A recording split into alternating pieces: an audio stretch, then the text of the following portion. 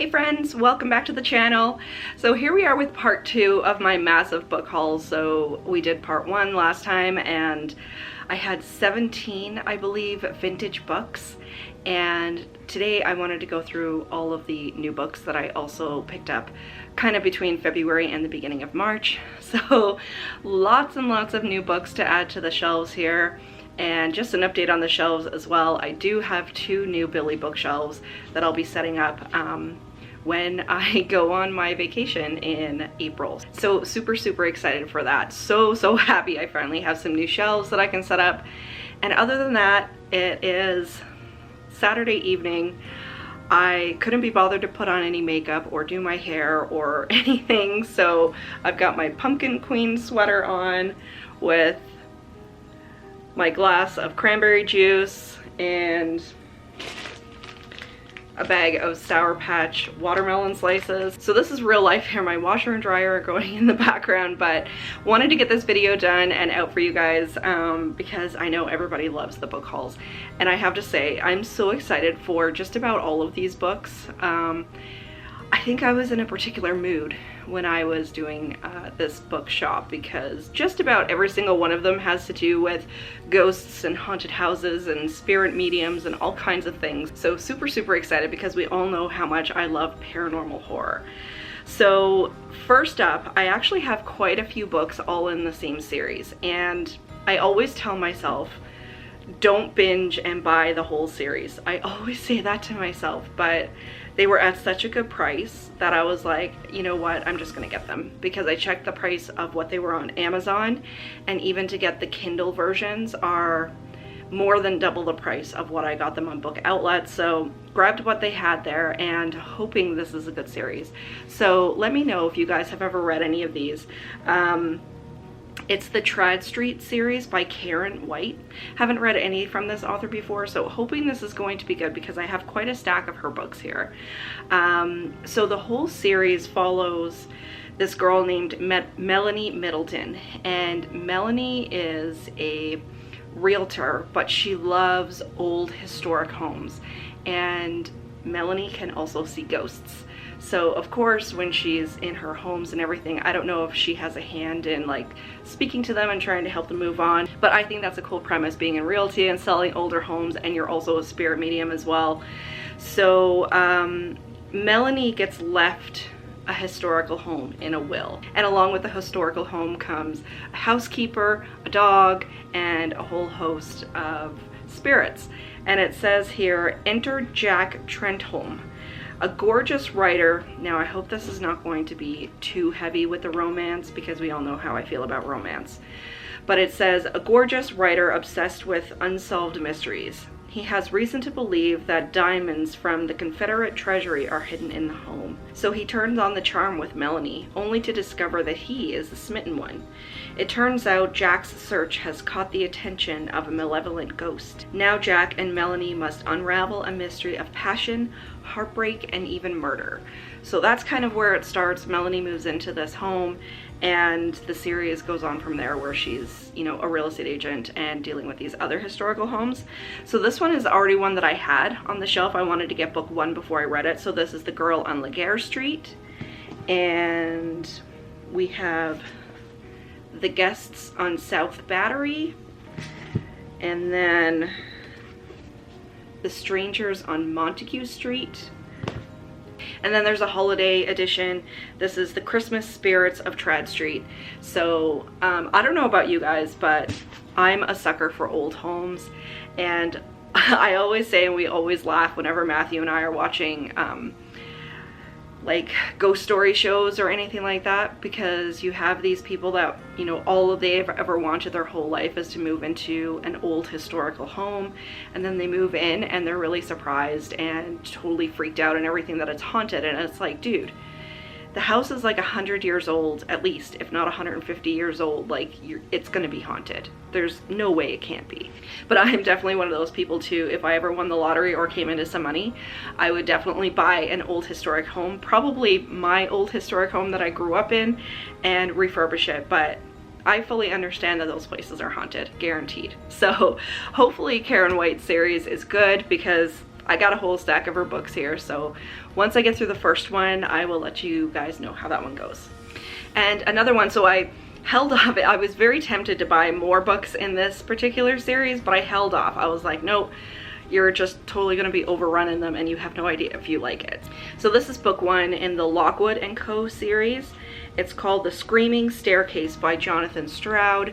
So again, haven't heard of this series before, don't really know anything about it, don't know if it's any good. So essentially this is a series about paranormal investigators.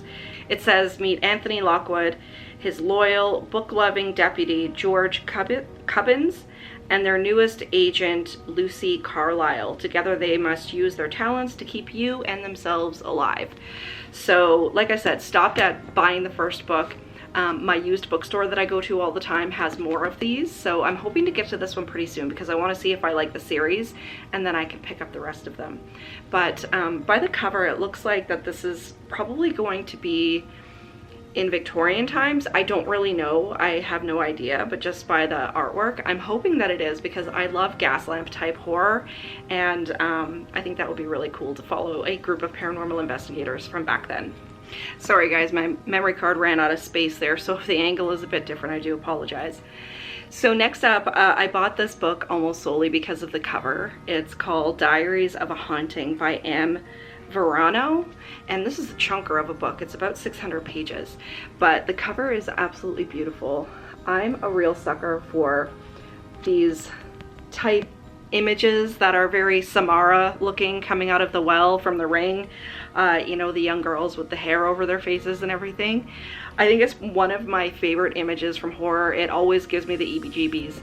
So this story sounds really, really good. This is another book. I think most of these books I've never heard of before. So this follows a young girl named Paige, and this is one of those classic stories where her and her mom and her little brother move into a drafty old mansion in a new town.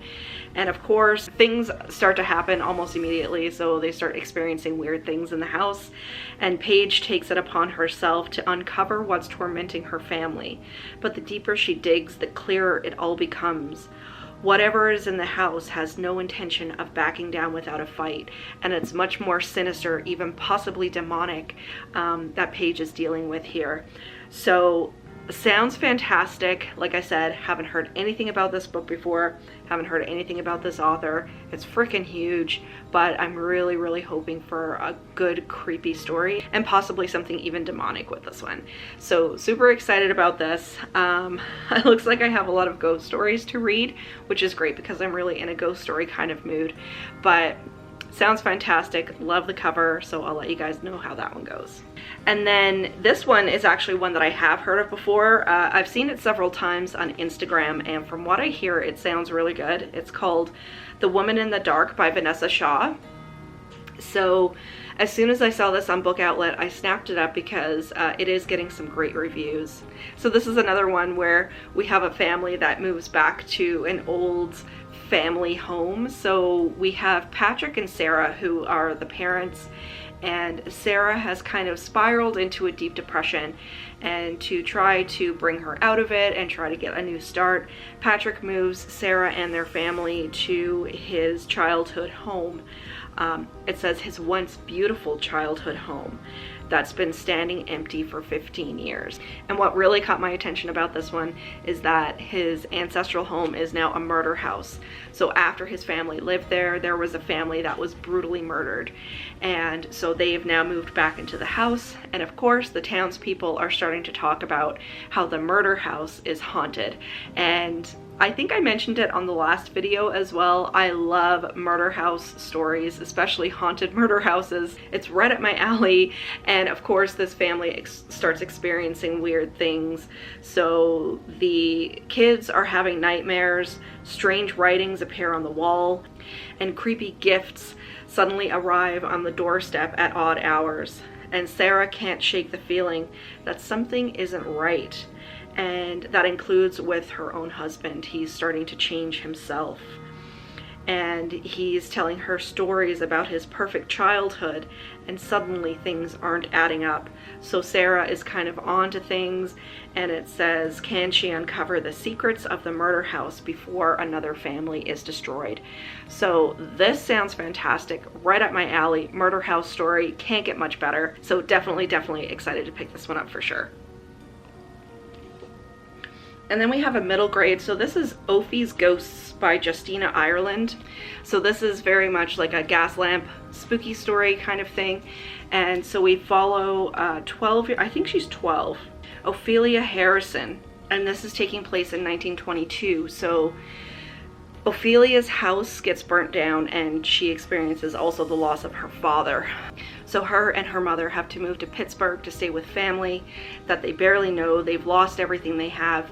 And so Ophi and her mother both take jobs at an old manor. It's called Daffodil Manor. And Ophi is working there as a maid, but also she can see ghosts. So of course, being in an old historic home that's kind of rife with spirits, she starts interacting with them. And it says here that the house is haunted by memories and prejudices of the past.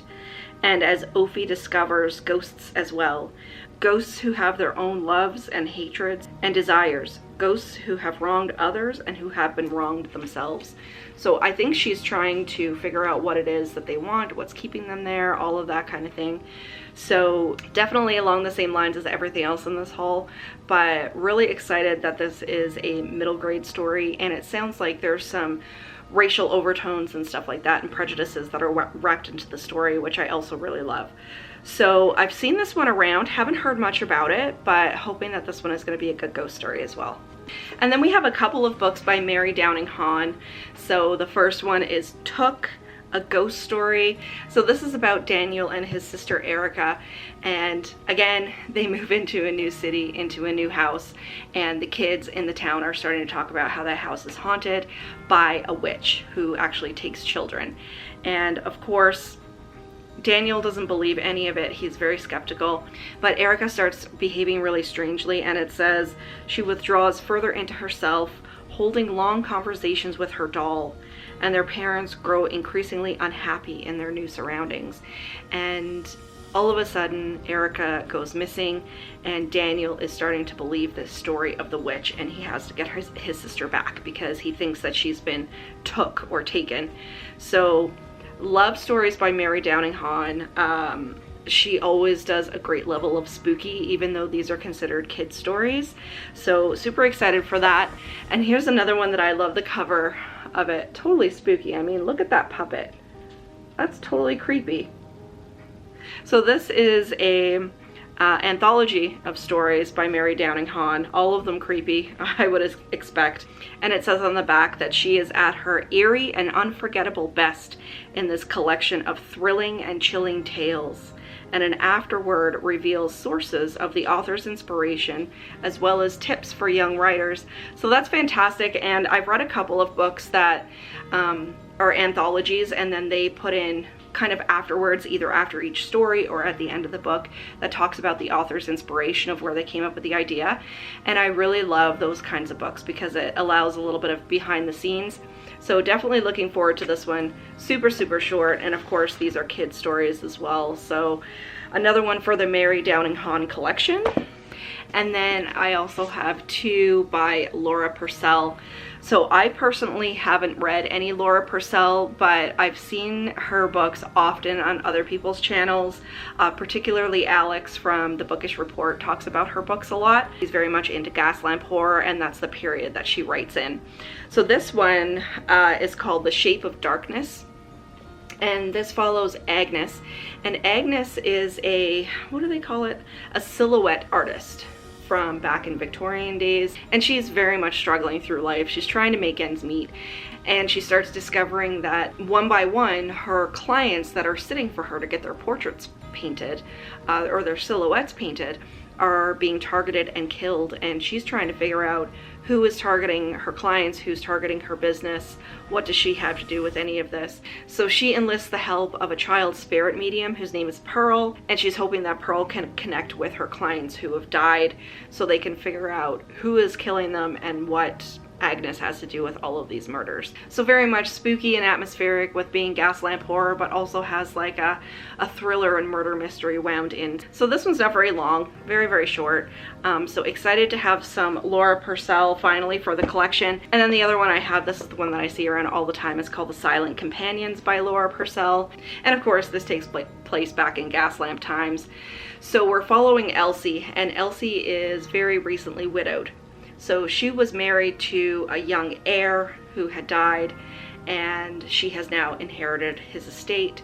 And when she moves in, it's not exactly what she thought it was going to be. It's very strange, and the servants are kind of standoffish. The people in the town are very standoffish and kind of mean. And she finds a secret door, and behind the door there she finds the first of the painted figures. So the painted figures are called the Silent Companions, and one of them looks remarkably like Elsie herself. And it says, the residents of the bridge are terrified of the figure, but Elsie tries to shrug off the simple superstition. That is, until she notices the figure's eyes following her. So I'm sure it's got a good level of spookiness. Like I said, I've seen this around quite a bit on BookTube and on Instagram. So with the other one, along with the other one, I'm excited to finally have some Laura Purcell for the collection, because I love that period, that Victorian, Edwardian period. Even with Ophelias Ghosts, it takes place in 1922. So very excited to have a couple of ghost stories from that period. So next up is another book in another series. So this is from the Aberrations series by Joseph Delaney. So Joseph Delaney also wrote the Last Apprentice series, which if you've been a member of the channel for a while, you know that I love the Last Apprentice series. I've read it several times. I think it's great. So this is a new adventure, and this one is called The Beast Awakens.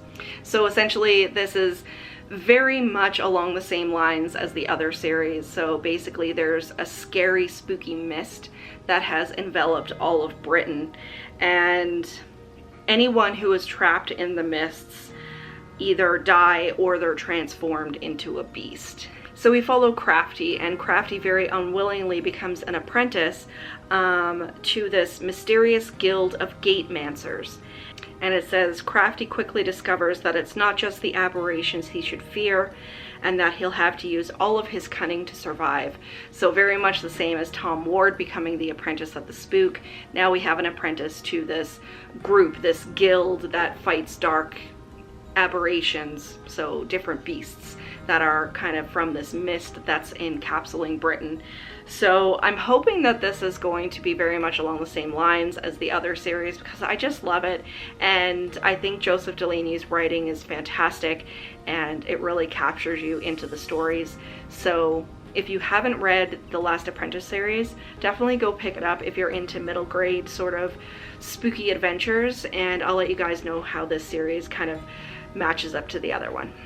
And then the last book that I have is called Tales of the Slayer. So this one is a Buffy the Vampire Slayer kind of collection of works of short stories that's based on the Buffy series. So just looking at the cover here, we can see it has Faith's dagger, and I believe this is the demon, I can't remember his name, the demon that Giles turned into. And then we have the symbol from the Hansel and Gretel story that the witches put on as a symbol of protection. So it has a lot of symbology in just in the cover alone. And I was really intrigued by this one specifically because it says on the back that Jane Espenson, who is one of the writers and producers from the original series, actually has stories in here. So it's not just her stories, it's an anthology that has a bunch of different authors, but super excited to have this as a companion with my other Buffy books, and of course as a companion to the series. So really hoping that this fits in well with kind of the canon of the series, because I read Slayer here. That was part of a duology. I read Slayer, I did not read Chosen, and I really didn't like that duology. I really didn't. I found it was just so far off from the tone and the story and everything, and I hate whiny characters, so didn't like it, but high hopes for this story collection, specifically because it does have stories by Jane Espenson. So hoping, like I said, that this has the same tone and everything of the original series. So excited to have that one to add to my Buffy collection. So there you guys go. That was the rest of my giant book haul for kind of February into March. I've got tons and tons of stories to add to the collection. So excited to have so many great sounding ghost stories in particular. We've got a Buffy book, we've got some Laura Purcell. So I think I did pretty well with this haul. Let me know down below if you've read any of these books and what you thought. And of course, give me a thumbs up if you like this video and hit the subscribe button if you haven't already. But until next time, stay spooky everybody. Bye.